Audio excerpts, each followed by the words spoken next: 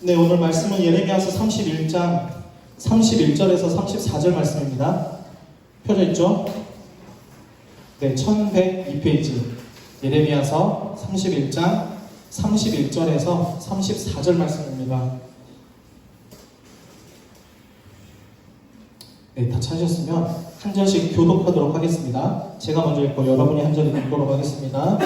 여호와의 말씀이니라. 보라, 날이 이르리니 내가 이스라엘 집과 유다 집에 새 언약을 맺으리라.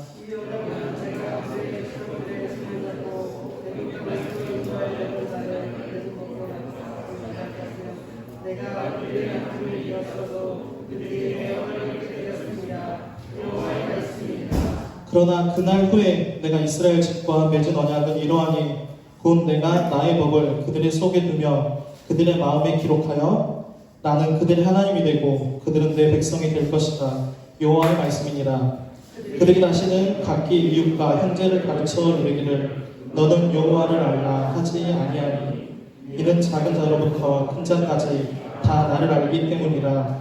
내가 그들의 악행을 사하고 다시는 그 죄를 기억하지 아니하리라. 여호와의 말씀입니다. 아멘. 네, 오늘 말씀은 새 언약을 줄게 라는 제목으로 말씀 나누도록 하겠습니다. 오늘 내용이 조금 어렵습니다. 하지만 저 짧게 하죠? 네, 집중하시면 금방 시행합니다. 오늘은 새 언약에 대해서 이야기할 겁니다. 새 언약. 그런데 새 언약이라고 생각하면 새로운 언약이니까 그 전에 언약이 있겠죠? 그 전에 언약을 먼저 볼 건데요. 32절에 이렇게 이야기를 하고 있습니다. 애굽 땅에서 인도하여 내던 날에 맺은 것과 같지 아니할 것은 이라고 이야기를 하고 있어요. 애굽 땅에서 하나님과 이스라엘 백성들이 언약을 맺었습니다. 출애굽기에 보면 나와 있는데요. 출애굽기 24장 1절에서 8절 말씀입니다. 뒤에 있죠? 천천히 저희 합독 같이 읽도록 하겠습니다. 천천히 읽도록 하겠습니다. 시작. 또 모세에게 이르시되 너는 아론과 나답과 아비후와 이스라엘 장로 70명과 함께 여호와께로 올라와 멀리서 경배하고 너 모세만 여호와께 가까이 나아오고 그들은 가까이 나아오지 말며 백성은 너와 함께 올라오지 말지니라. 모세가 와서 여호와의 모든 말씀과 그의 모든 율례를 백성에게 전하매 그들이 한 소리로 응답하여 이르되 여호와께서 말씀하신 모든 것을 우리가 준행하리이다. 모세가 여호와의 모든 말씀을 기록하고 이른 아침에 일어나 산 아래에 제단을 쌓고 이스라엘 12지파대로 12기둥을 세우고 이스라엘 자손의 청년들을 보내어 여호와께 서로 번제와 화목제를 드리게 하고 모세가 피를 가지고 반은 여러 양푼에 담고 반은 제단에 뿌리고 언약서를 가져다가 백성에게 낭독하게 듣게 하니 그들이 이르되 여호와의 모든 말씀을 우리가 준행하리이다 라고 출애굽 시대에 하나님과 이스라엘 백성들이 언약을 맺었습니다. 그런데 새 언약을 맺으겠다는 것은 지금 이 언약이 잘 지켜지지 않는다라는 것이죠. 그 내용도 예레미야서 11장 10절에 나와 있습니다.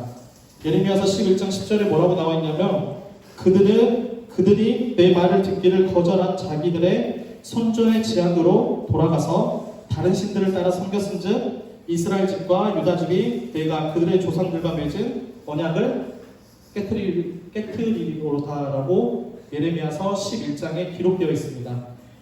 언약을 깨트린 이유가 뭐죠?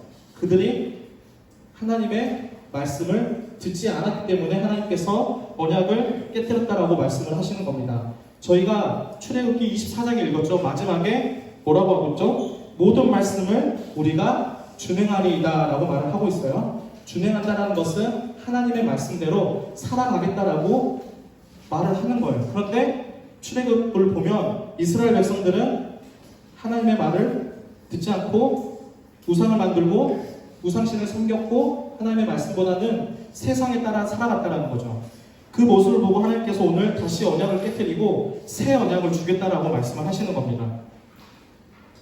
제가 한 2주 전부터 지속적으로 말씀한 게 예수님의 인내, 예수님께서 오래 참으시고 예수님께서는 우리의 모든 죄악들을 용납하시고 모든 죄를 씻겨주신다라고 말을 하고 있죠.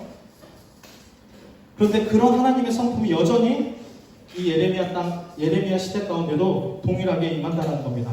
그런데 예레미야가 이 당시에 맺은 언약은 당장 눈앞에 보이는 언약이 아니었습니다. 새 언약이라고 말을 하는데 31절에 보면 여호와의 말씀이니라 보라 날이 이르리니라고 되어 있습니다.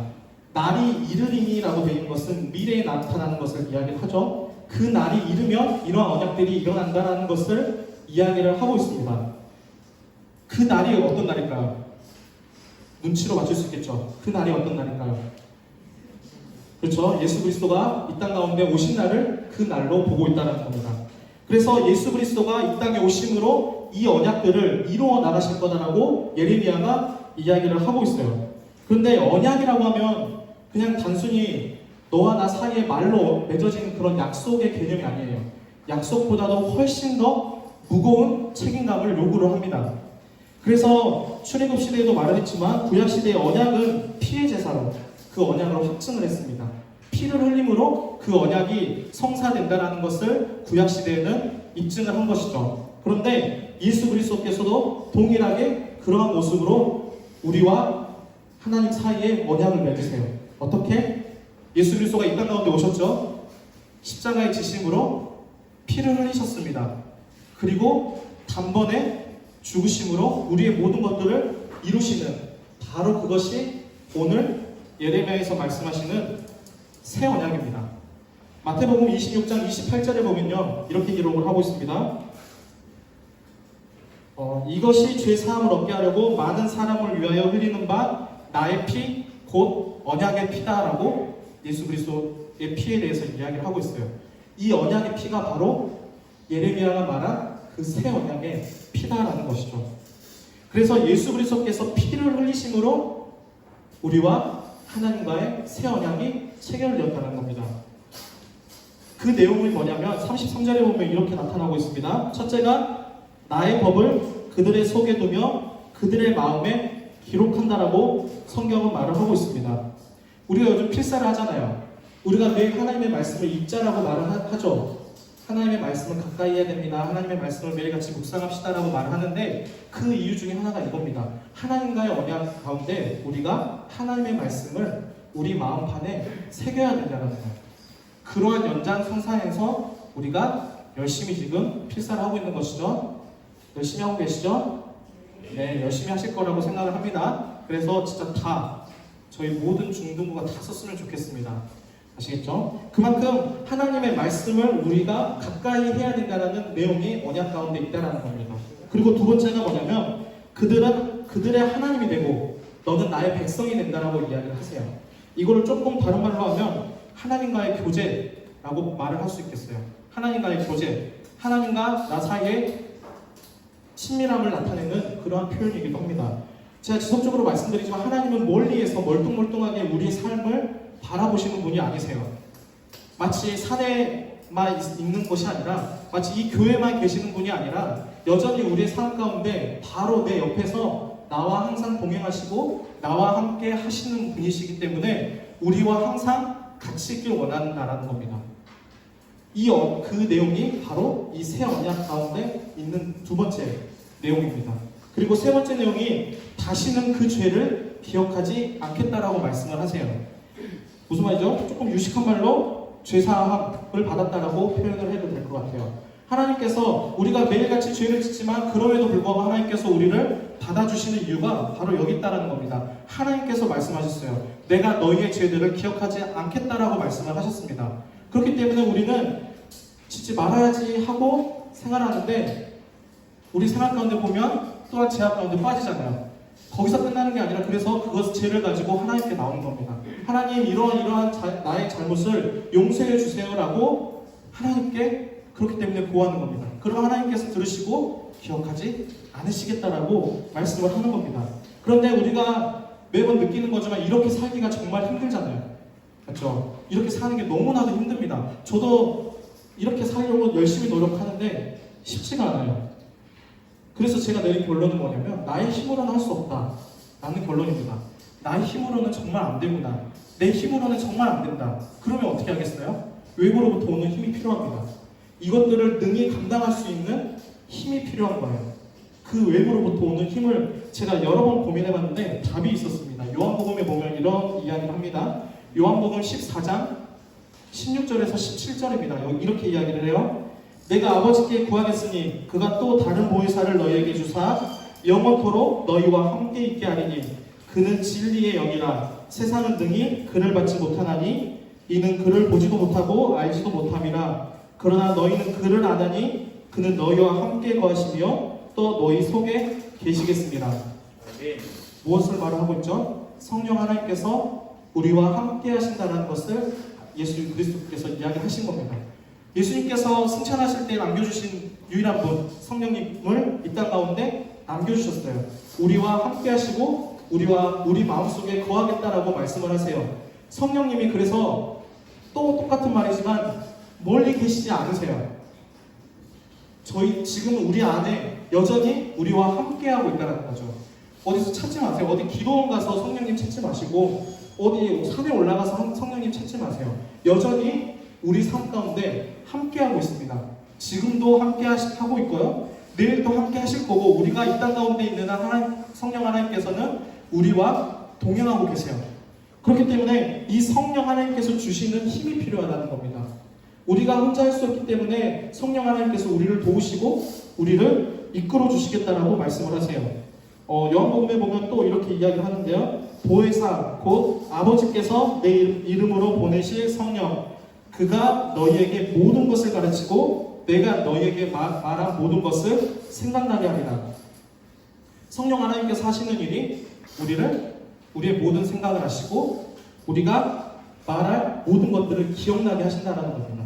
우리의 행동 하나하나 가운데 성령 하나님께서 함께 하신다라고 이야기를 하고 있습니다. 우리가 결정하고 우리가 생각하고 우리가 할 수 있기 때문에 내가 주인이 나라라고 내 자신이다라고 생각이 되는데 성경에서는 우리의 삶 가운데 중심 성령 하나님께서 우리와 함께하고 있음을 이야기를 하고 있습니다.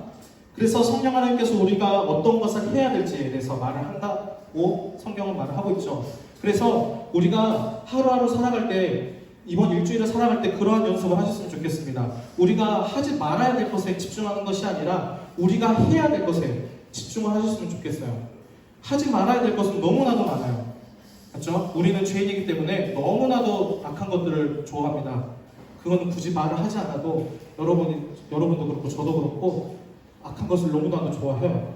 그 죄인이기 때문에. 그렇기 때문에 그 하지 말아야 될 것에 집중하는 것이 아니라 우리가 해야 될 것에 집중을 하는 일주일이 되었으면 좋겠습니다.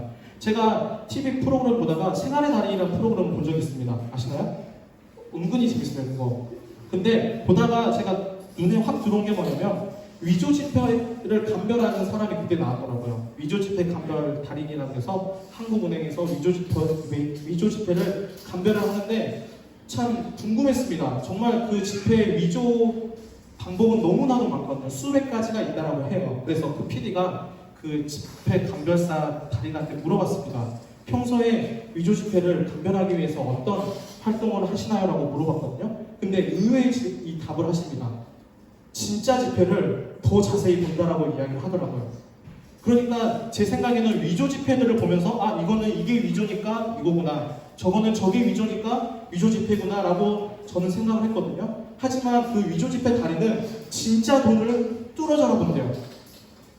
이 진짜를 알게 되면 가짜가 무엇인지 보인다라는 겁니다. 여러분이 저와 일주일 살아가면서 이러한 삶을 살아가셨으면 좋겠습니다. 하지 말라는 것에 집중하는 것이 아니라 우리가 어떻게 살아가야 될 것인가에 대해서 집중을 하셨으면 좋겠습니다. 제가 3가지 정도 이야기를 했죠.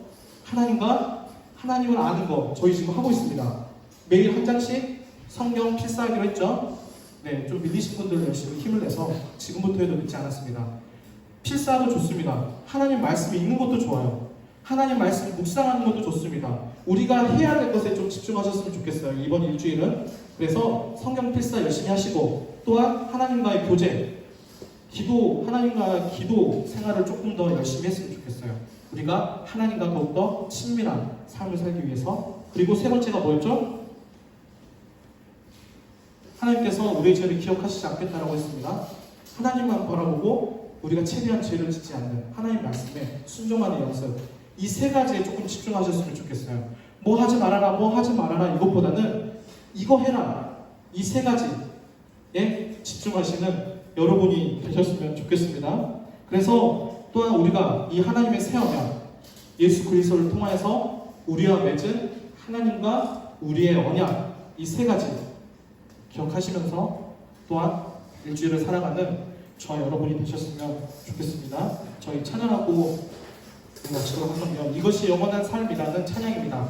혹시나 잘 모르겠다 싶으셔도 여러분 한 번 들으면 잘 아시잖아요. 그렇죠? 그렇기 때문에 한 번 듣고 여러분의 입술로 좀 고백하셨으면 좋겠습니다. 난 모르는 곡이니까 안 불러 이렇게 하지 마시고 같이 입술로 고백하셨으면 좋겠습니다. 찬양하도록 하겠습니다.